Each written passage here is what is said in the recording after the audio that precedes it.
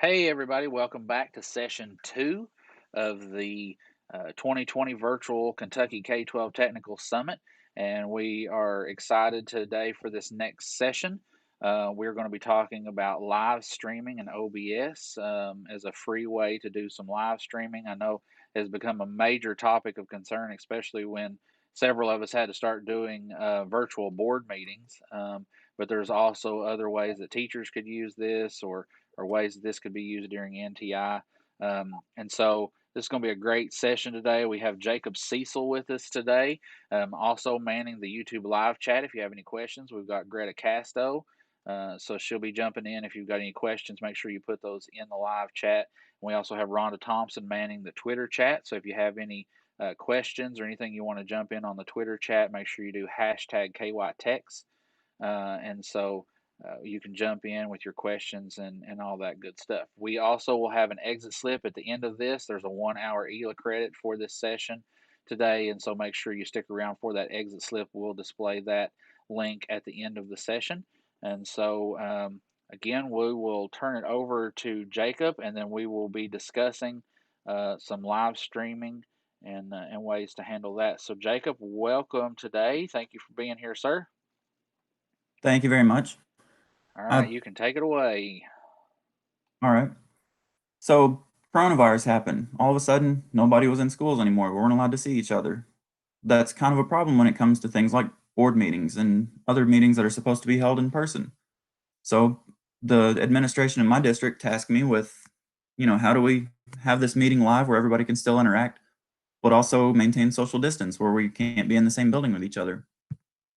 So I started doing some research, and I'm just going to present what we come up with in Madison County to handle that problem.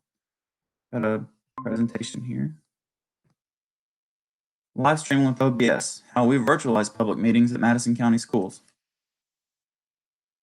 As I said, the board said we need to still be able to meet, but we can't do it in person. How are you going to help us with that?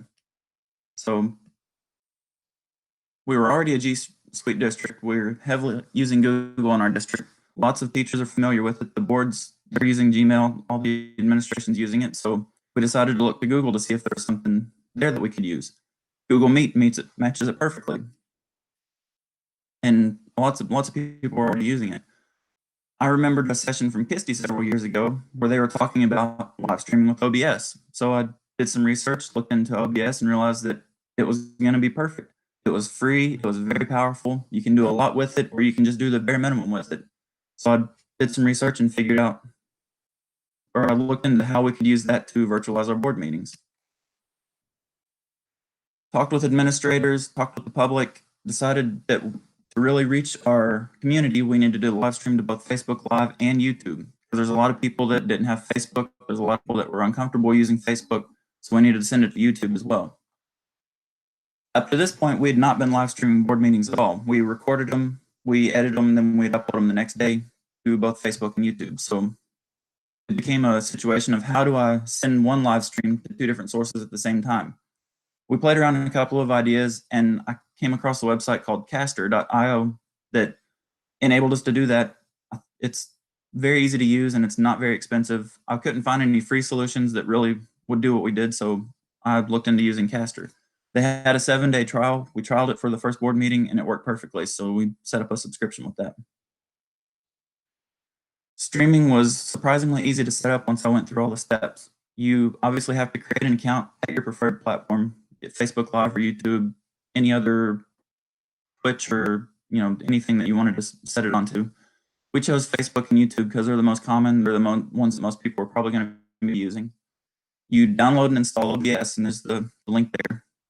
There's only a couple of settings you have to set, and I'm going to pull up OBS in a minute and show you how to get to that stuff. It's very easy to do. You basically go to Facebook and YouTube, and there's directions there. It's very easy. You get your server that you send it to. You get the stream key. You put that where you need to in either Caster or OBS, and then you click Start Streaming. It's surprisingly simple to do.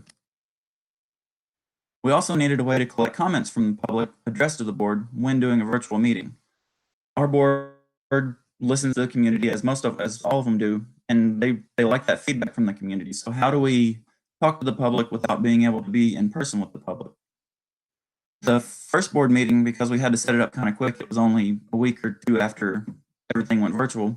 We just set up an email address and publicized it. People could send email questions to it, that kind of thing. As we kind of got past the first board meeting, we realized a Google form was going to be better. So we set up one of those because that enabled some people that didn't have an email to be able to still submit their questions. So questions are collected up to the board meeting, and then they're read to the board during the meeting. It's worked out really well. It's very easy to use. Something else we had to consider was that most of our teachers are using Google Meet a lot, especially after everything went virtual. The board members, however, were not really using Google Meet in a lot of cases because they just didn't have a need to. Other people that address the board, attorneys, insurance people, we do a lot of construction on district architect. They regularly meet with the board. We had to make sure that they were going to be able to connect as well. So we would just rehearse with them ahead of time. Basically, we had a dress rehearsal with all the board, and anytime somebody else has to talk to the board, we set up a practice meeting for them. Basically, we show them how to use Google Meet. We show them how to present their screen, work through any technical issues they have beforehand to make the meeting run more smoothly. And that's worked out really well. So our final solution for board meetings, and we're starting to use this with other public meetings as well, we collect comments from the public using a Google form. The meeting itself is conducted in a Google Meet. And that we chose that, like I said, because we were already familiar with Google. We were using it very, very adept in our district, and it doesn't cost anything extra. We capture that meeting with OBS. We stream that to Caster, which then also it simultaneously streams it to YouTube and Facebook.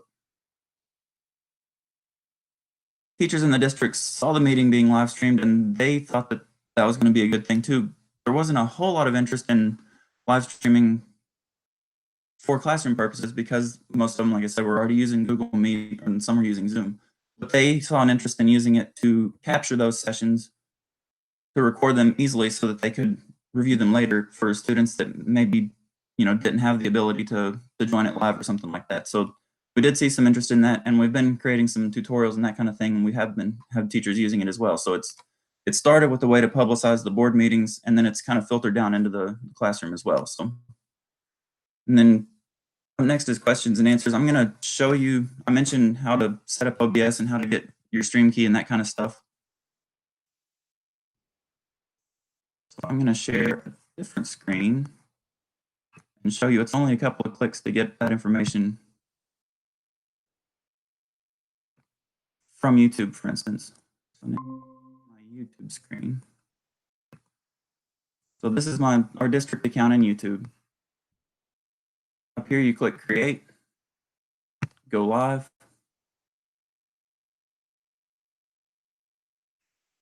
And then it's real easy to set up here. I'm not going to actually show it because I don't want to publicize our stream keys and that kind of stuff, but you click manage right here or to reuse settings, and the directions are there. And then there's a screen that pops up and it lists your server name, lists your stream key and that kind of stuff. So I mean, just a couple of clicks, you get the information you need from YouTube, for instance. I'm going to share OBS really quick to show you where you put the settings in there. It's very easy, as I found out.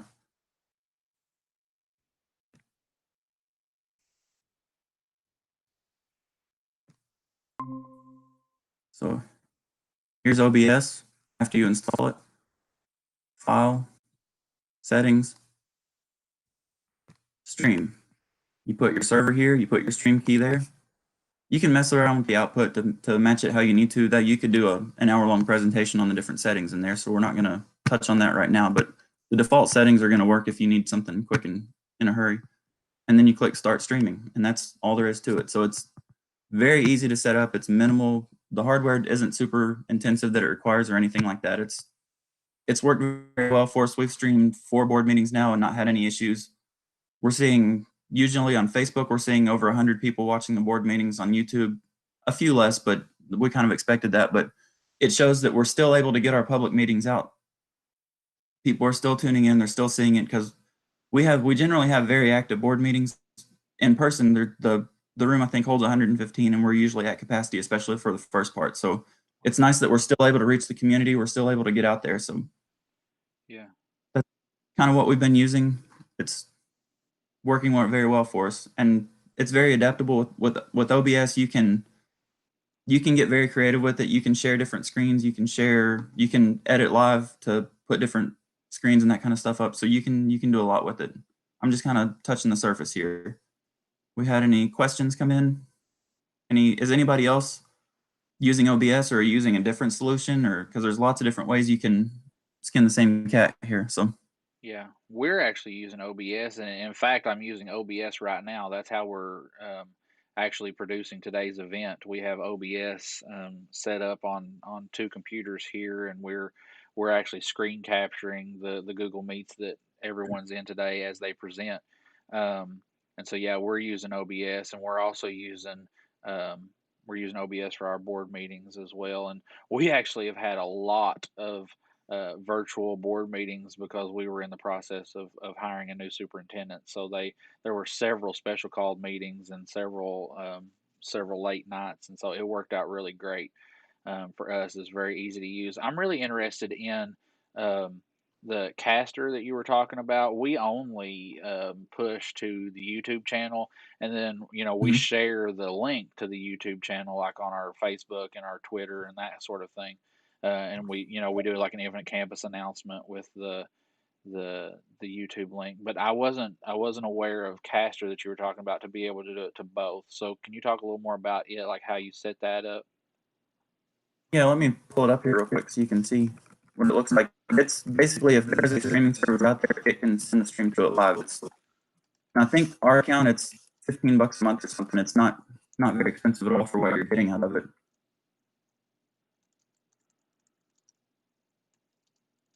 Get my fingers to work.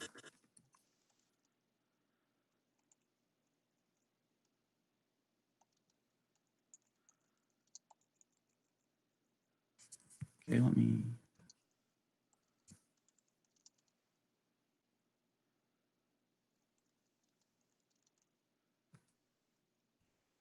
Present now. Chrome tab.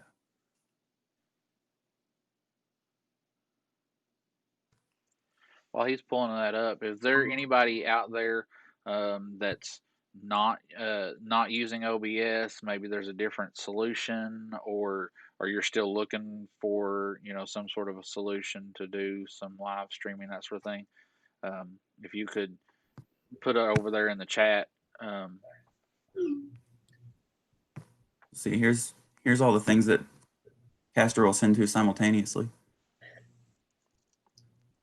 And while you're, oh my word, while you're doing that, Jacob, wonder if when you said that teachers had some interest in this and planning for instruction, can you talk a little bit about your plan for helping those teachers out? And I'm talking about like I can get my email and I can sit in front of a camera and do a Zoom meeting, but that's about as much as I am able to do as a teacher. At least that's as much as I am comfortable with, because I'm going to have some people that come to me like that. So some ideas of how you plan to do some training. I know you said about some videos. Do you have a plan to roll that out? Because I'm super interested in that. Like I said, the starting point, we have a knowledge base basically for our district that we put all that kind of stuff in that teachers actually use a lot. That's the first thing we always do when we have something new, is we just create some basic tutorials on this is how you do it. And then as we get feedback from teachers, we kind of modify it how we need to fit their needs. And then as the interest is expressed, then we start incorporating that into our actual professional development days and trainings and events and that kind of thing. So right now, like I said, the main interest we've seen in it is teachers were interested in recording what they were already doing in either Google Meet or Zoom, so they can share it more easily later, because it's a little bit easier to just send somebody a Facebook or YouTube link as it is to send them other kinds of ways that the meetings have been recorded. But as it's going forward, like we have the Family Resource Center, they have to have public meetings. They've expressed interest in using the same technique to share their meetings and get feedback from the public and that kind of thing. So there's other councils like they're expressing interest. Another way that you kind of mentioned pop-up board meetings, we've had a couple of times, especially over the summer, where board members can't be there because they're going on vacation and stuff. now they can sign in remotely. And we've actually had one of our board members signed in from his camper out in the woods last time and was able to attend the meeting when he wouldn't have been normally. So I will tell you this too, from our district, we have one board member she used to work in the school district, but she is now retired and she's on the board now. And she's a snowbird, I guess is what you call them. So she is part of the year she's in Florida. And we had a makeshift kind of thing prior to COVID-19 that we did with her, but we're going to move to more of this type of platform that you're talking about because it just worked a little bit better. So and that's, you live and you learn, but that's a really good thing for her. Another thing I wanted to know, and somebody had kind of privately texted me and instead of putting it in the chat, but do any of your teachers already utilize their YouTube channel, or do most of them go from like Google Meet or Zoom or something like that? there's a few that are using Facebook and YouTube, but most of them they're using because they're already using Google Classroom and things like that. So most of them are still just using Google Meet. Right, and that goes straight into their Google Classroom if they have a YouTube or Google Meet, and that's why they were asking. Yep. One of the things too, have you all been using it with your site-based councils, or have your school? I know that's what we started doing. After we did the board meetings, then we started working with our site-based council at one of our schools, and so we've been doing SBDM meetings with them. Our other school, they have a media department, so they've been doing some stuff with their media department there. But yeah, we started using this for our site-based councils as well, and that has worked out really well.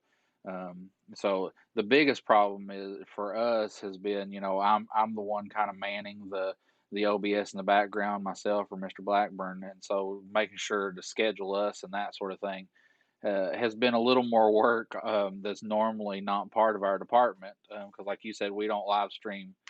We hadn't live stream meetings before either.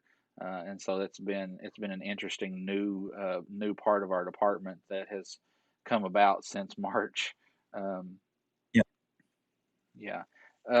One of the other things too that came up when we were discussing live streaming and how to handle this is how to handle like an executive session or a closed session during an open meeting.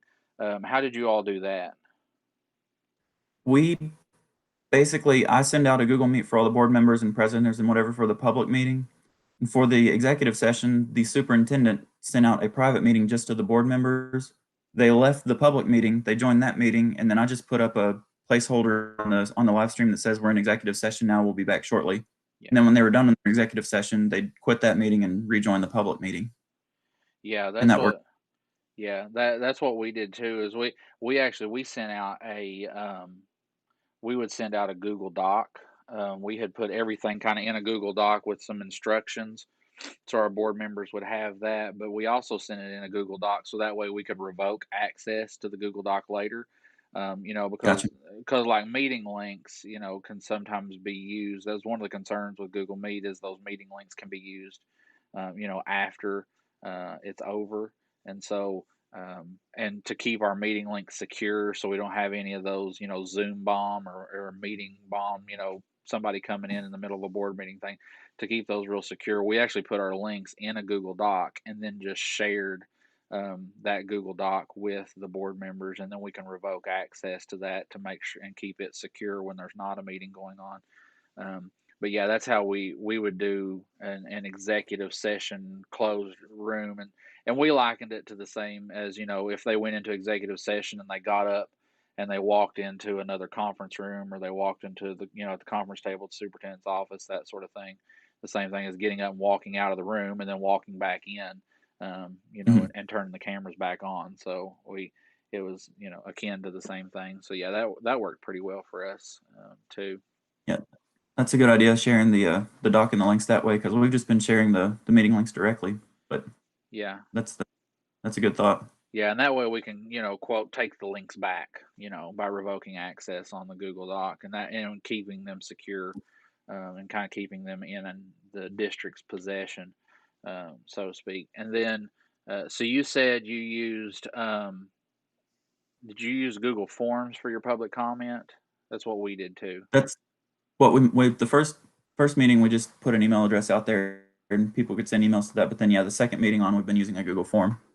Yeah, we did a Google form, and then we gave like our instructional supervisor usually mans the KSBA portal on screen through things and that sort of stuff, and so they had access to pull up the form link, and then like the board chair had access to pull it up. So and then they could either read the public comment, or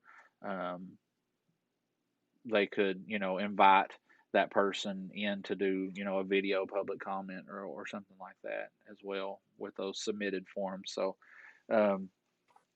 that worked really well. So we publish that when the agenda goes out to the media. Our agenda, we always publish it, I think, on like Friday, and then the meetings are on Tuesdays. And so the public would get that form link with the YouTube link to watch the meeting as well. So that worked pretty good. Yeah, that's basically how we've done it. We send it out, I think, on Friday or Monday, and it's the following Thursday. So it gives everybody 3 or 4 days at least to submit their questions. Right. Yeah.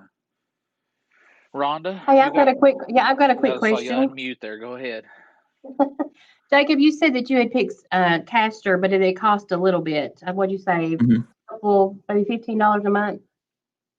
I think that's what it is, to do 2 streams at the time, and then I think it's more than that if you want to send it in 2 places at a time. But it's not terribly priced, no.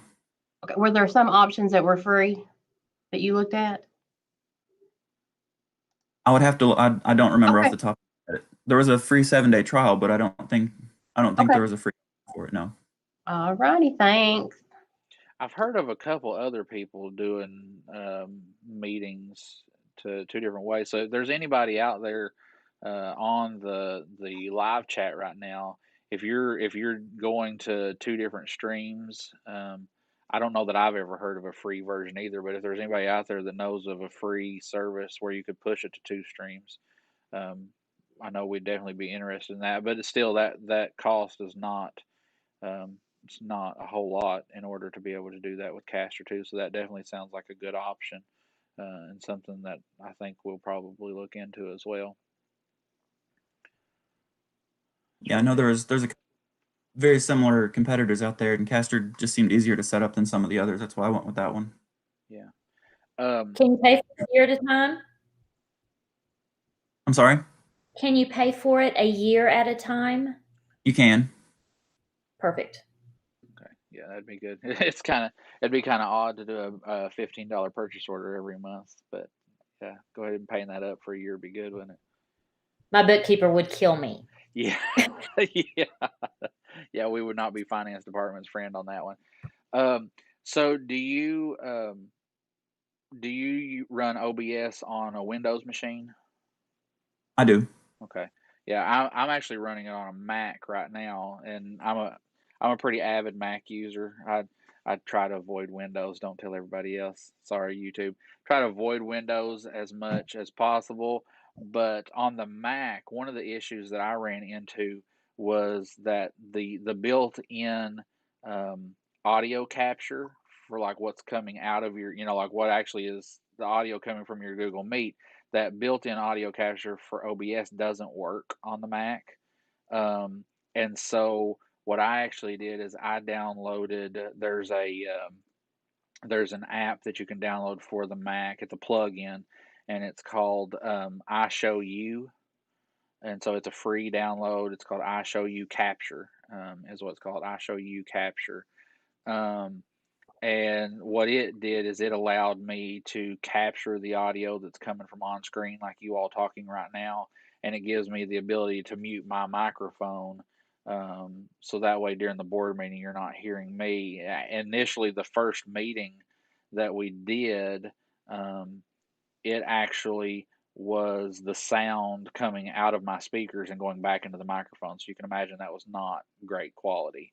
And so I learned that lesson the hard way, and found the so it's I Show You audio capture. It's a plugin for Mac. And then if you've got any other Mac users out there, if you go to there's audio MIDI setup, MIDI audio MIDI setup. It's a utility that's built into Mac OS. And what I did is I created a multiple output device, so that way the output of the sound would go to that the I Show You capture, as well as me being able to hear it in my headphones or my AirPods like I'm using right now.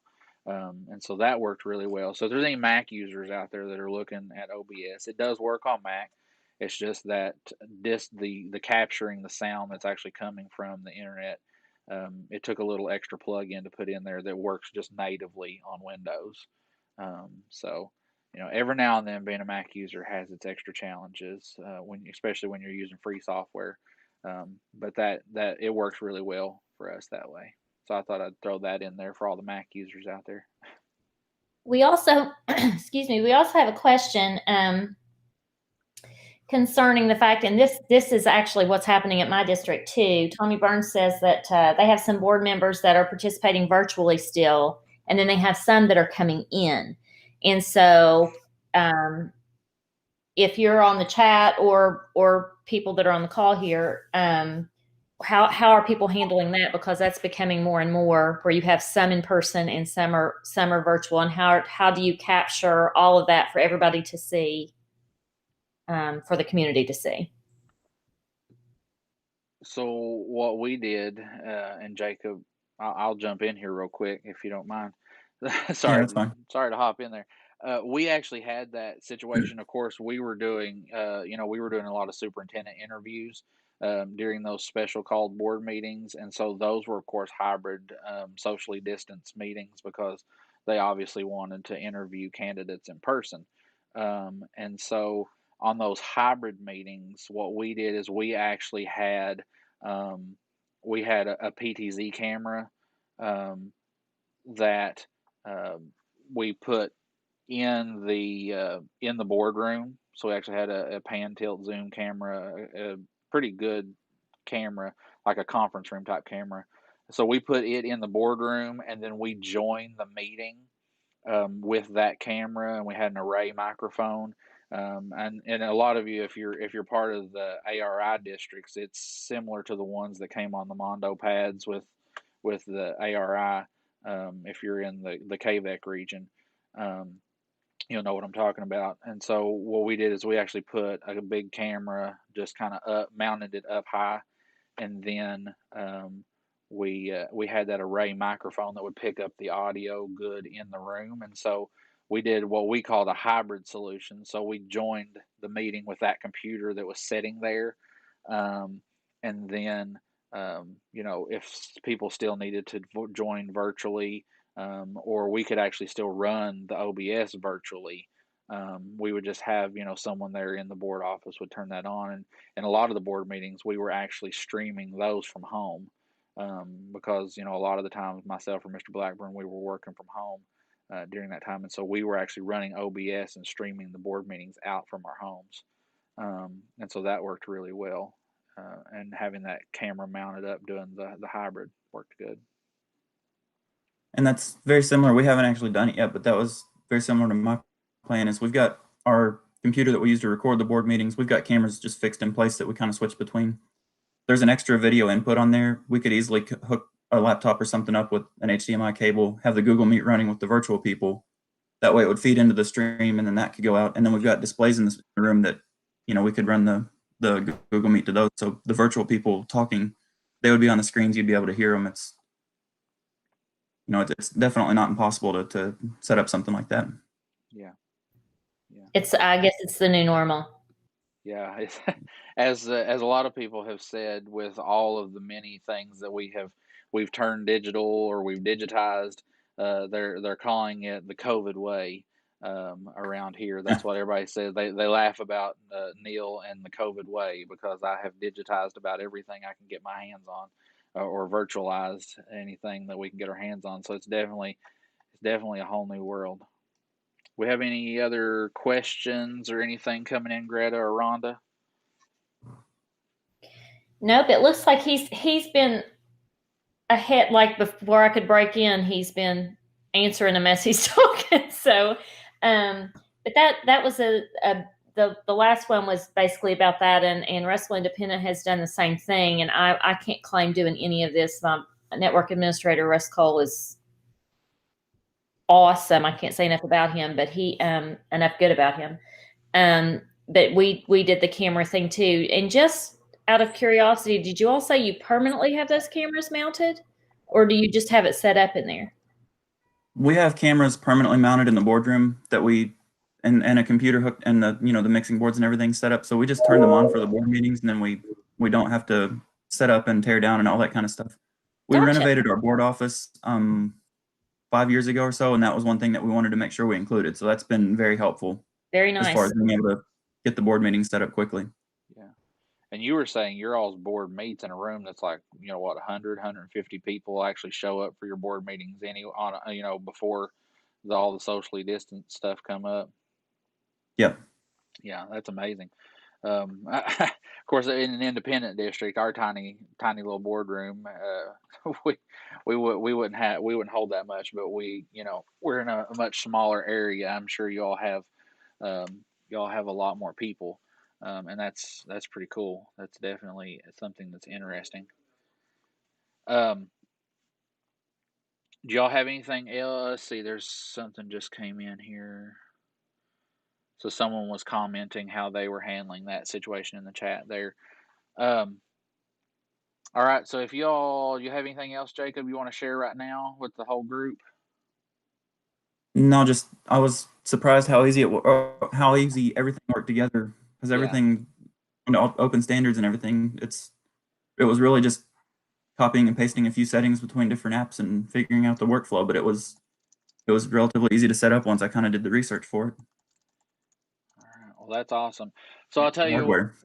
So we really appreciate you today, Jacob. We appreciate your taking your time to share this with us today and have a great conversation about kind of, as Greta says, the new normal, and how we're handling business during this time. And so, just like with all the sessions today, everybody, I'm going to post the Google Meet link right now in the chat. So if y'all have any questions that you want to discuss, or there's something you want to see that Jacob or one of us can answer, if there's something else that you have a question about that you want to jump into the Google Meet, then you can do that. I'll post that here in just a second. And you can jump into this Google Meet during the 15-minute break, and we can have that quote conversation in the hallway after the session. We had a request to kind of make that happen today, and hopefully that will be helpful to you all to be able to jump in and ask questions during the 15-minute breaks. So we will go ahead. We'll have a little bit longer break this time, but you all can jump in and continue to discuss. We'll start the next session again at 11. Make sure that you do hit the survey today,